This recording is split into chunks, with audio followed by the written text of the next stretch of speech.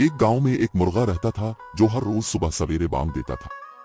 इसकी बांग सुनते ही पूरा गांव जाग जाता।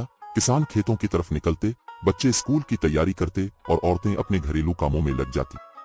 मुर्गा अपनी जिम्मेदारी को बड़े फख्र और वक्त की पाबंदी से अंजाम देता था, लेकिन कुछ लोगों को इसकी बांग से परेशानी होने लगी। उन्हें लगता कि मुर्गा शोर मचाता है और उनकी नींद खराब कर देता है। उन्होंने गांव के बुजुर्गों से शिकायत की और आखिरकार फैसला हुआ कि मुर्गे को वहां से हटा दिया जाए। मुर्गा चुपचाप चला गया। अगले दिन सुबह का मंजर ही कुछ और था। कोई वक्त पर ना जागा, किसान देर से खेत पहुंचे, बच्चे स्कूल जाने में लेट हो गए और पूरे गांव का निजाम दिरहम बरहम हो गया। सबको जल्द ही एहसास हुआ कि मुर्गा तो एक बहुत अहम किरदार अदा कर रहा था, जिसे उन्होंने नजरअंदाज कर दिया। चंद दिनों में ही सबने मिलकर इस मुर्गे को वापस बुलाया और इससे मुआफी मांगी।